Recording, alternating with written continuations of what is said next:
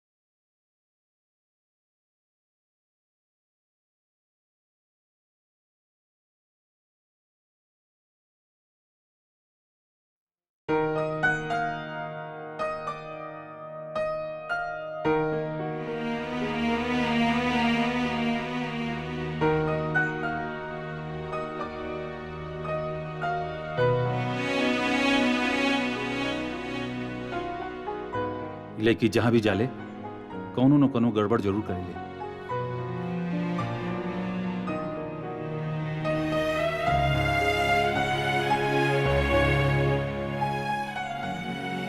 हम अकरम से जरूर मिलब और उसे बताइब कि हमार निकाह से भागे के असली वजह का रहे। ई मुल्क में सबके यही लागेला कि हमेशा लड़की गलत होखेली।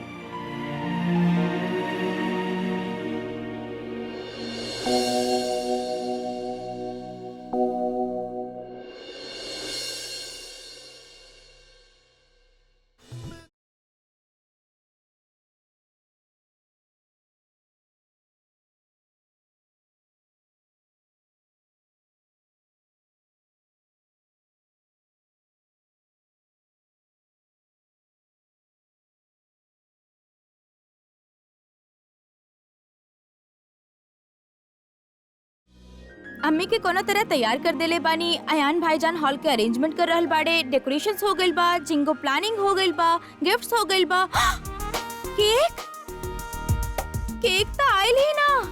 आई एम श्योर अयान भाईजान ना फिर से अब्बू के बोलल भूल गइल होखिए। पेपर सारा चेक कर लिया और उनका जाए से पहले वो सब।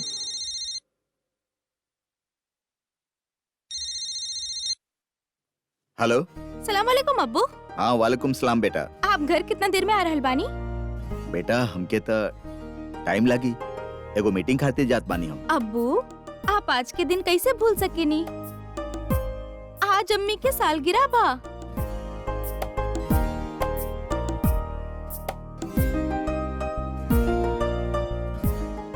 का भइल अब्बू? बेटा वो आप अम्मी के सालगिरह भूल गई नहीं बाना? ना बेटा, अब हमके याद रहे पर पता ना अचानक ध्यान से कैसे उतर गई। अब्बू आपके परेशान होके के कोनो जरूरत नहीं खे। आपके पता बा हमनी ना अम्मी खाते सरप्राइज बर्थडे पार्टी प्लान के लिए बानी। बहुत मजा आई। वैसे तैयारी तो हमने कर चुकल बानी, आपके सिर्फ शुगर और स्पाइस से जाके केक पिकअप करे के बा। ओके अल्लाह हाफिज।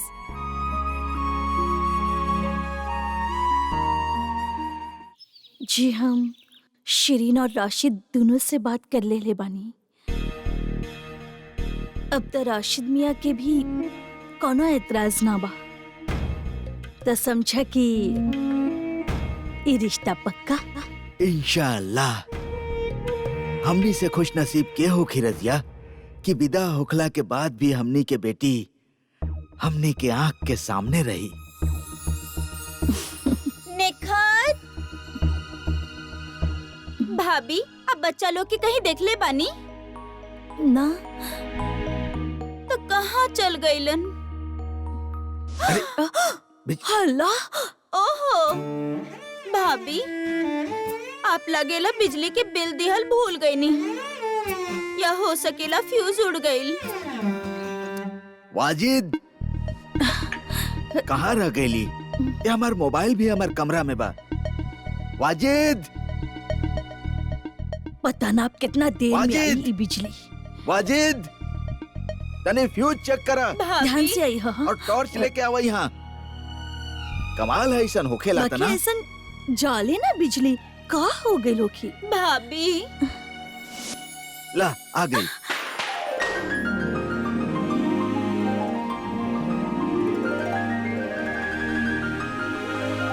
Happy birthday to you. Happy birthday to you.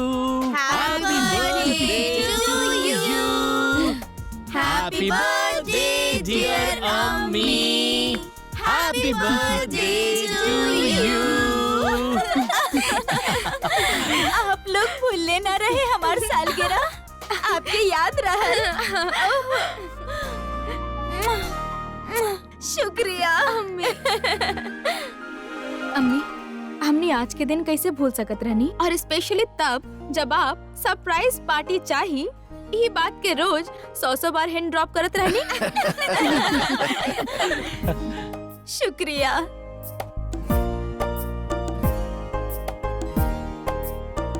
का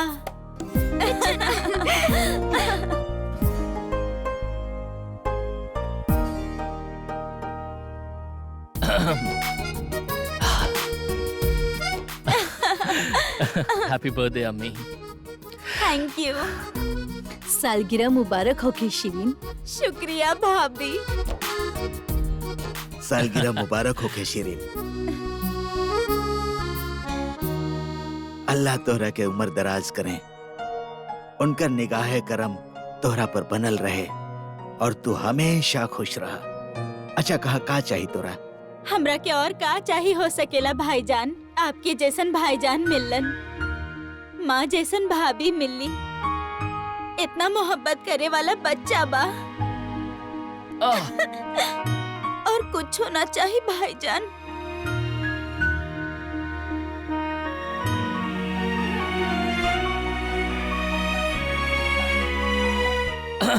अर्ज कइले बानी, वो खुशबू के बदन, वो चांदनी के साया, वो खुशबू के बदन, वो चांदनी के साया। हाउ सैड, ये बर्थडे पार्टी के आइडिया आपन ना पराया बा। पराया तो फिर ये सब कैलस के? इस सारा अरेंजमेंट अब्बू कैले बाड़े। यस, अब्बू अम्मी से कितना प्यार करेले, हाउ रोमांटिक ना। सच्चों में और का अम्मी, हमार अम्मी बानी ही ऐसन। Happy birthday. Thank you so much. लेकिन ये अब्बू कहाँ रह गए?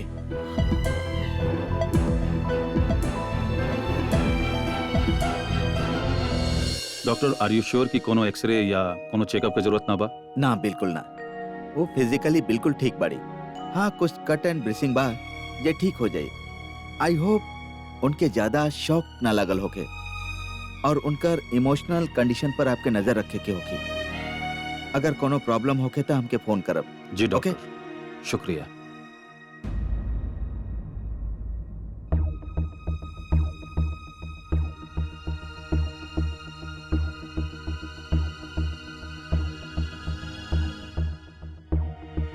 नजमा, जोया खातिर प्लीज सूप बनाई रख दो। जब वो उठी तो ओके सूप देवे के बा। हम जाके दवाई लेके आवत बानी, ठीक बा? दवाई हम ले आवतनी। हम आवतानी।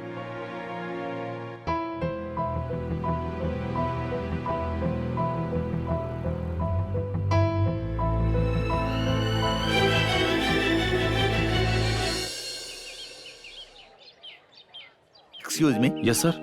मिस्टर अयान अहमद खान केक के ऑर्डर देले बड़े। जी सर, आप वेट करिए, हम चेक करतनी प्लीज। आज शिरीन के सालगिरह बा और शायद हम उनका सबसे बेहतर तोहफा यह दे सकत बानी कि कोशिश करी कि आइंदा उनका हमरा वजह से चोट ना पहुंचे। वैसे भी जौन रास्ता पर जाए के नीचे वो तरफ रुख करके भी का फायदा में फंबल था पहले। पिज्जा ले ले तानी, जोया खुश हो जाई।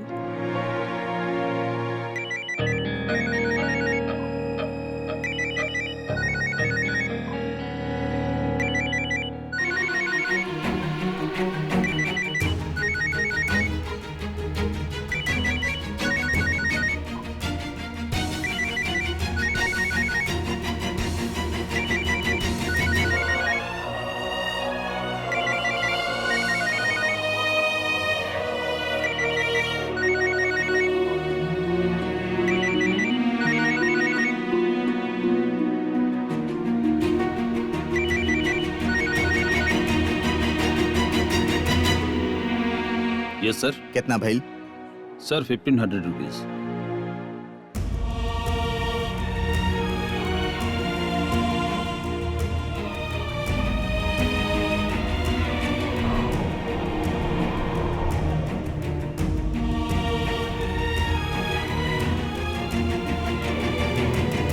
Excuse me. How much? 500।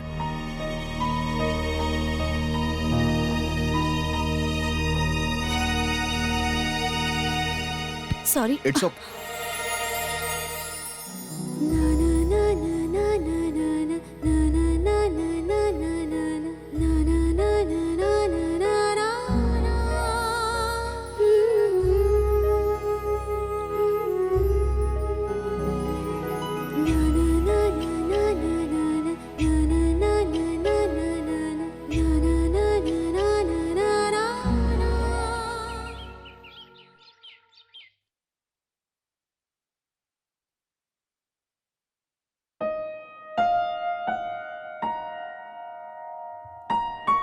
तो हर एग्जाम बना कल जाके पढ़ाई करा, ये हम दे दे।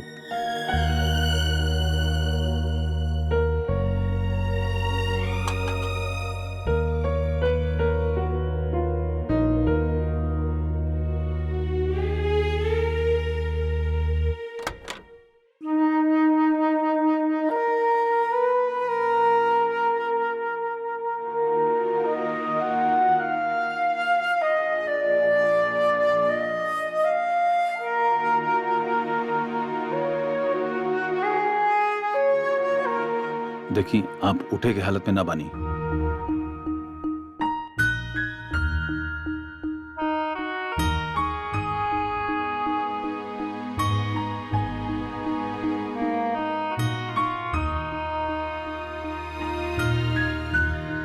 हम हेल्प कर देता नहीं।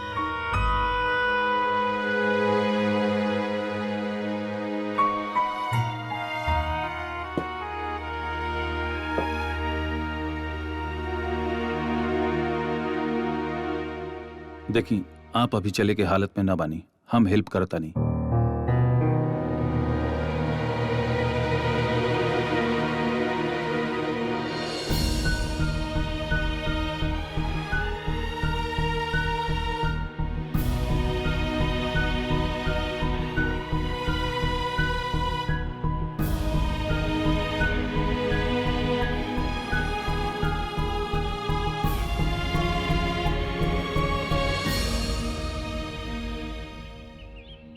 दिलशाद, न जाने का है किस्मत हमनी के यूं बार बार मिला रहल बा।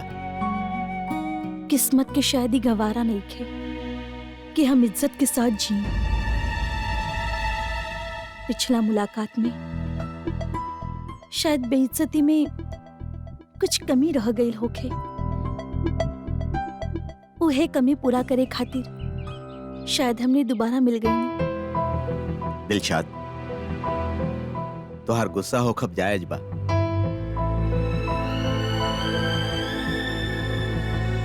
और भाभी जौन तोहरा से कहली ओकरा खातिर हम बहुत शर्मिंदा बनी। दिलशाद, हम तोहरा से माफी मांगल चाहत बनी। दिलशाद, हमारी यकीन करा, पिछला एक हफ्ता से हम रात के सुत नहीं पा रहल। हमार बेइज्जती होखला से अगर आपके रात के नींद उड़ जात तो पिछला 17 साल से तो आपकी नींद ही ना आवे की चाहत रहे।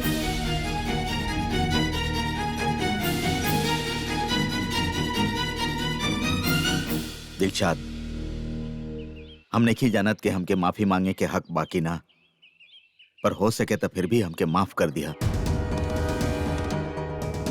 आप अगर हमरे जगह पर होते तो का करते हैं?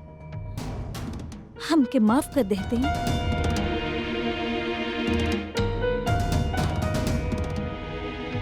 आज आपके आपन मोहब्बत याद आइल बा। आज से 17 साल पहले जब आपके दौलत और मोहब्बत में से केहू एक की चुने के रहल, तब आप दौलत की चुन ले रहनी। हमके और हमारे बच्चन के छोड़ देले रहनी आप राशि, काहे कि हमने के पास दौलत ना रहे। दिलशाद, वक्त लग गई हमने के, पर अब आपके बिना जिए की आदत से हो गई, और हम अपन ये आदत बदले की ना चाहत बानी।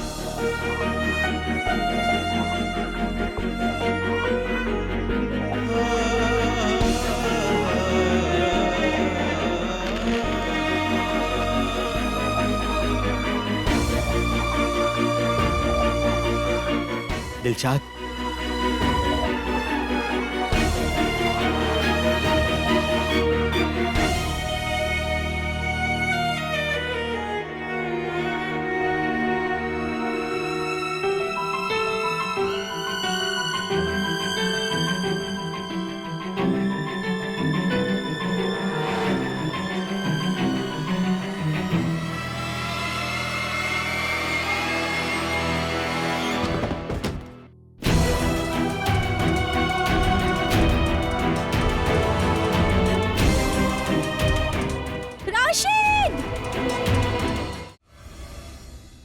आप आराम करी, हमके बताइए आपके का चाहिए। इट्स ओके।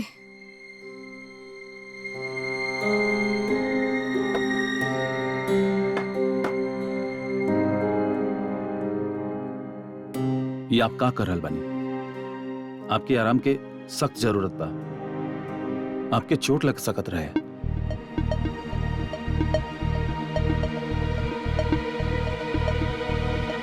चोट लग सकत रहे? हमके चोट लागल बा मिस्टर खान, बट आपके ना दिखी। कहे कि दिल के जख्म देखे खातिर खुद के पहलू में दिल होखल जरूरी बा।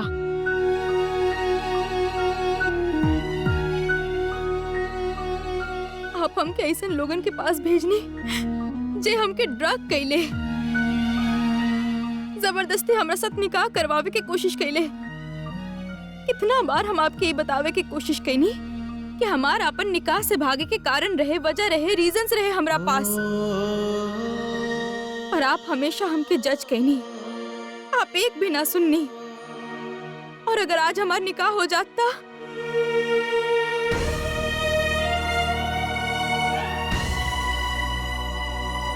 पर आपके का फर्क पड़ेला? आपके खातिर आपके ईगो से ज्यादा कुछ और मैटर ही ना करेला। हम ना जानत रहनी कि अकरम ऐसा आदमी है। आपके पता बा मिस्टर खान कि आपके प्रॉब्लम कहा? आपके ये लागेला कि आप सब कुछ जाने नहीं, और लोगन के सोच, उनका डिसीजंस, उनका आइडियोलॉजी आप आपन जैसन बनावे चाहिए। इस दुनिया में केहू आपसे अलग हो के भी आपन जगह पे ठीक हो सकेला, ये ख्याल तो कबो आपके मन में आयल ही ना। आप दुनिया के आपन तरीके से चलावे चाहेली, सब कुछ वैसन चाहे नहीं जैसन आप सोचे नहीं। लेकिन दुनिया ऐसे ना चलेला मिस्टर खान। अभी हम अपन बात खत्म ना कैले बानी। आप बहुत ज्यादा जजमेंटल बानी। आप डे 1 से हमके जज कैनी आपन हिसाब से, और अब बहुत ट्रेडिशनल बानी। लेकिन अफसोस के बाद ई बा कि जे इंसान ट्रेडिशनल ना होखेला वो आपके गलत लागेला। अफसोस इतना पढ़ल लिखल होखला के बावजूद भी आपके सोच बहुत पुराना बा। इतना पुराना जे लोगन के कैरेक्टर के उनका कपड़ा से जज करेले, सिर्फ यही से कि हम जीन्स पहने नहीं आपके लागे लाके हम खराब लेके बानी। और इतना सब कुछ हो गईला के बावजूद भी आपके आपन गलती नजर ना आई। अगर आपके जरा सा भी गलती फील होत ना तो अब तक आप सॉरी बोल चुकल होकत मिस्टर खान। आपके यही लागेला कि आप ठीक बानी, और हमार जैसे लड़किन के साथ जे कुछ भी होखेला वो ऐसा कपड़ा पहन के हमने खुद इनवाइट करेनी। प्लीज आप सॉरी मत बोलब, काहे कि आपके जुबान से निकलल एक भी शब्द ना सुने के बा हमके आपसे बात भी ना करे के बा mister Khan. You just don't talk to me please. बात मत।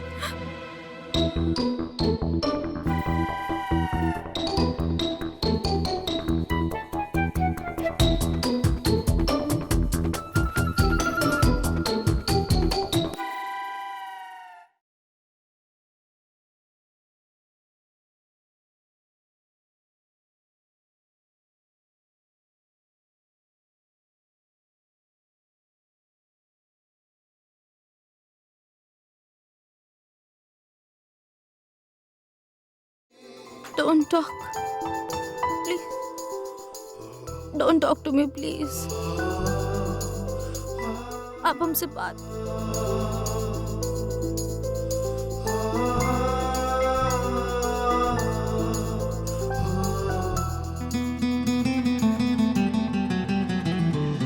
आप हमसे बात मत करिए प्लीज।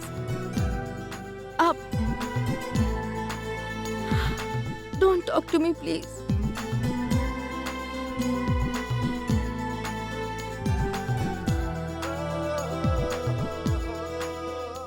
हम क्या आपसे बात नहीं की करेंगे। डोंट टॉक टू मी।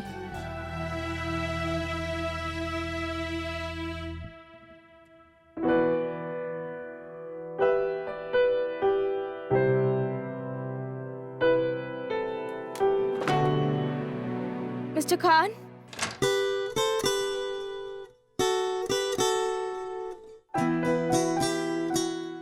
आपसे बात ना करब।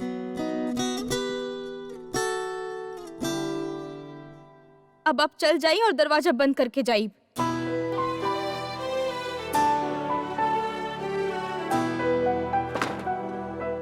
यू नो व्हाट मिस्टर खान, अगर हमारी जबान जल के राख होके जमीन पे भी बिखर जाए ना, हम तब भी आपसे बात ना करब।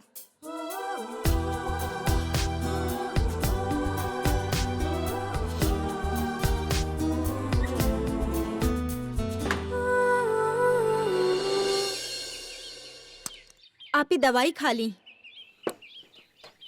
I am fine. कुछ ऐसा खास नहीं है, बस थोड़ा सा बीपी गिर गई बा और कुछ नहीं है। ना फिर भी खा ली। ये लो बीपी आपके स्ट्रेस की वजह से और बढ़ रहल बा।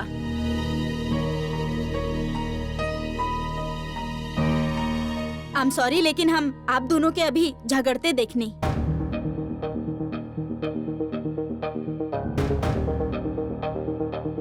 ये आपके पर्सनल मैटर बा, फिर भी हम एगो डॉक्टर होके के नाते से बोल रहल बानी। काहे कि ए झगड़ा से खाली स्ट्रेस ही मिलेला और कुछ हो ना।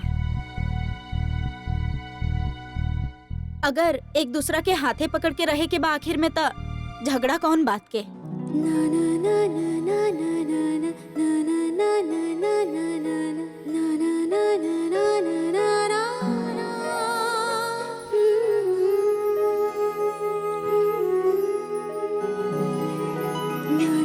आप 1-2 दिन में दोबारा चेकअप करा ली है और बराबर से सुती है और अपन सेहत के ख्याल रखी है। हम चलत आनी।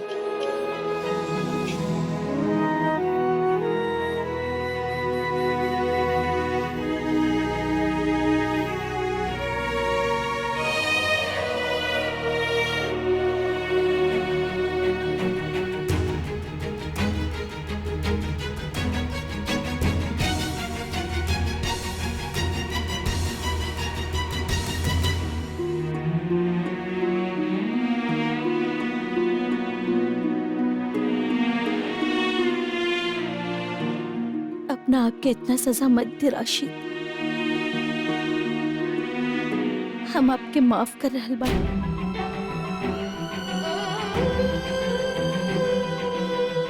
हर चीज खातिर।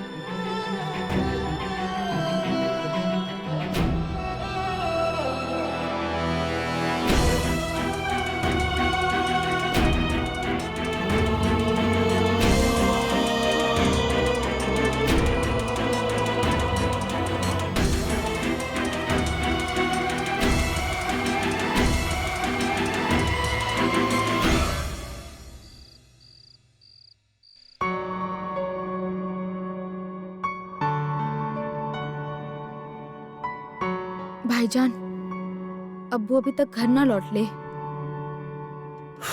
देखी ना, अम्मी कितना उदास लग रहल बाड़ी।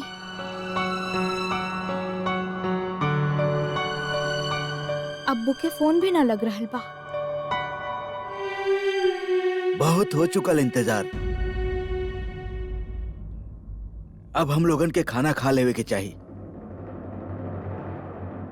अजीब बात बा।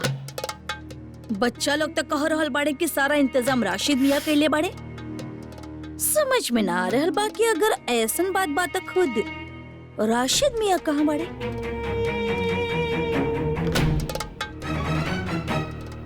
चला आवा खाना खाई जाओ। अल्हम्दुलिल्लाह, अब्बू आ गई ले।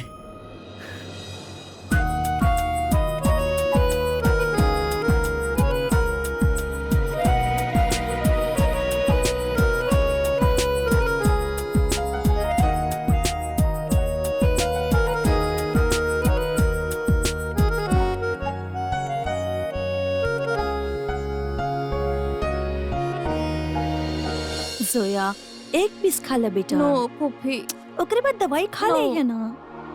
हाँ ना। ग्रेट।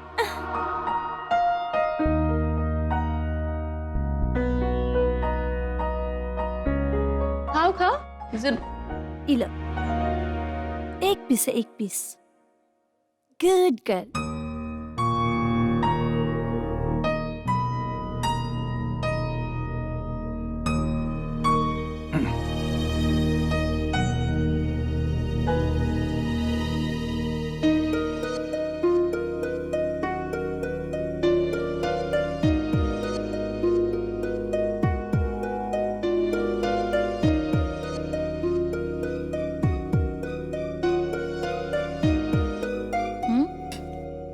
ना अम्मी, शुक्रिया।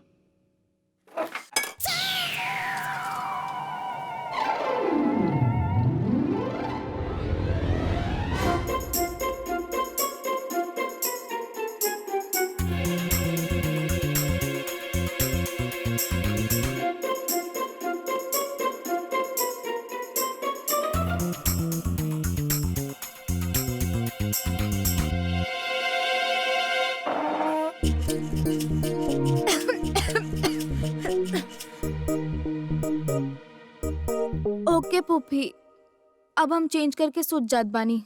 अरे सुना, तोहरे खातिर जूस लेके आई या दूध समथिंग। नो, बस हम मेडिसिन खाई और सूत जाए। अच्छा ठीक बा, फिर एगो काम करता नहीं, तेरे खातिर गरम पानी रख देता नहीं बाथ टब में, तो रिलैक्स कर ली है, ठीक बा? Okay, thank you. That's like my baby.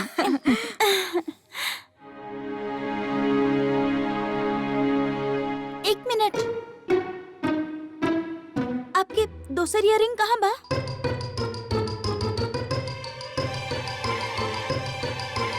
Allah मियां। दरअसल वो तो हमार फेवरेट इयरिंग्स रहले, कहाँ चल गई?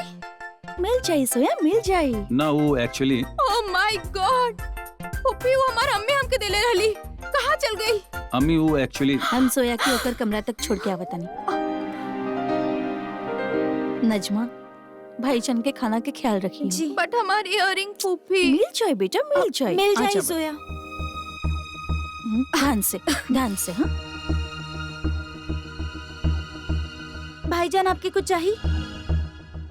तो फिर हम भी जाएं?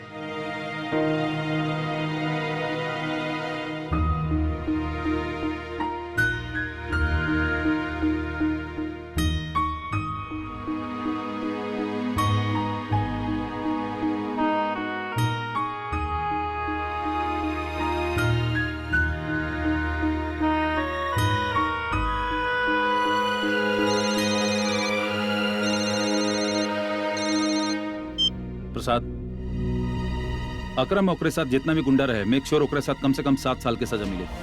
आप हमारे लीगल डिपार्टमेंट के साथ कंसल्ट करेंगे। तू सबके पुलिस के हवाले कर देला। वो लोग हरकत ही ऐसे कही ले रहे हैं। हर आदमी के समझ जाए के चाहिए कि उनके औरतन के इज्जत देवे के चाहिए। एगो औरत भी इज्जत के उतना ही हकदार बा जितना आदमी हो खेले। और ये तालीम उनके पहले से दे देवे के चाहिए ताकि वो कब्बो भी कोनो औरत के बुरा निगाह से ना देखे, उनके रिस्पेक्ट देवे। हमके कोनो अंदाजा ना रहे कि अकरम एक तरह के घटिया इंसान होगी। हमके तो खुद पे अफसोस हो रहा बा कि हम ओकरे साथ इतना वक्त बिताईनी, लेकिन तब्बो ओके पहचान ना पाईनी। पहचान तो तू जोया के भी ना पड़ल। असद तहार दिमाग में सिर्फ एगो तस्वीर बनल बा कि अच्छा लड़की ऐसने हो खेली, और जे लड़की के चेहरा उ तस्वीर से ना मिलेला तो के लगेला कि वो लड़की तो बुरा बिया। जोया बुरी लड़की ना बिया, सिर्फ दूसरे से अलग बिया। अगर खुला दिमाग से सोचबो तो के ही एहसास होगी कि कोनो भी इंसान के जिंदगी के एक के पहलू देख के ओके जज करब सही ना होखेला। It's not right. ये वो इंसान के साथे ना इंसाफी होगी। अम्मी, हम ये बात से इनकार ना करतानी कि जे अकरम कैलस वो गलत रहे, लेकिन एकर मतलब ई न बा कि जे जोया कैलस वो सही रहे। आपन निकाह के रोज ऐन वक्त पे निकाह से मना करके भाग जाइल, इस सही ना हो सकेला। भूल तो फरिश्तन से भी हो खेले, हमने तो फिर भी इंसान की बात कर रहे बानी।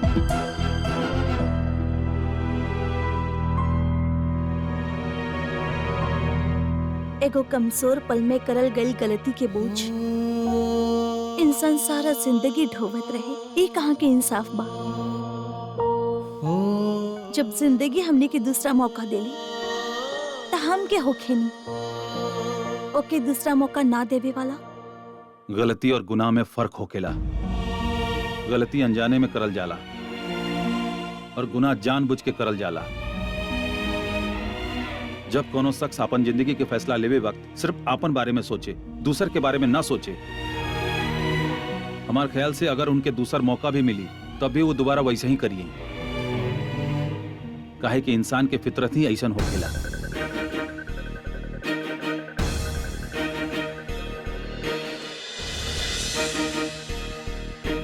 वक्त सिर्फ सबक ही ना सिखावेला, पुराना सबक भुलवा भी देला।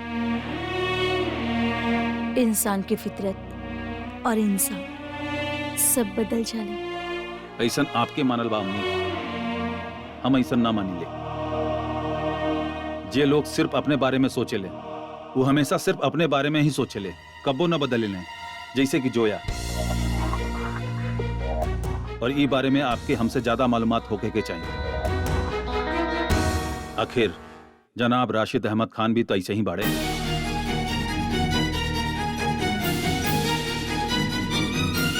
हाँ, मैं वक्त जोया के बात कर रहल बानी, तहार अब्बू के ना। तू ही ते कहले रहला ना कि अकरम के गलत होखे से ये साबित ना होखेला कि जोया सही रहे, और उहे तरह जोया के गलत ठहराइला से तहार गलती कम ना हो जाले। और ये बात तू गलत बाड़ा।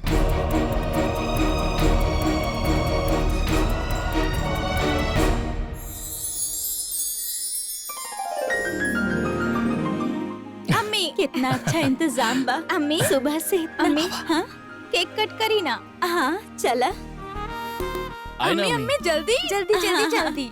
जल्दी जल्दी केक काटा अम्मी। पता ना अब्बू आपके खातिर काका सरप्राइजेस प्लान कर लिए होके हैं। अब और का सरप्राइज बा? अब हमनी के का मालूम अम्मी।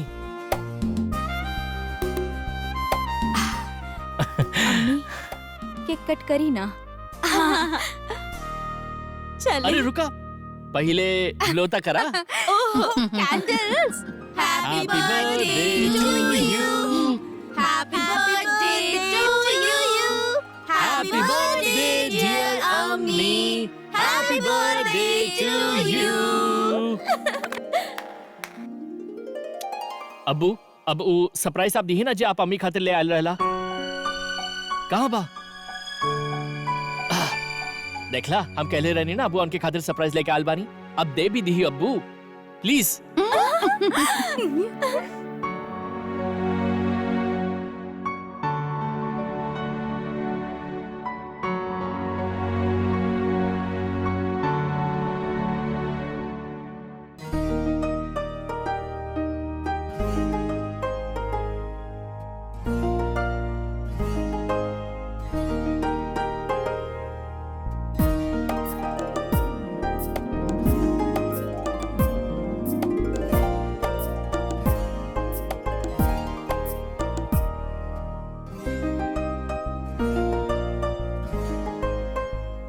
राशिद, ई तो उहे बैंगल्स बाजे हमरा के चाहत रहे, आपके याद रहे। शुक्रिया।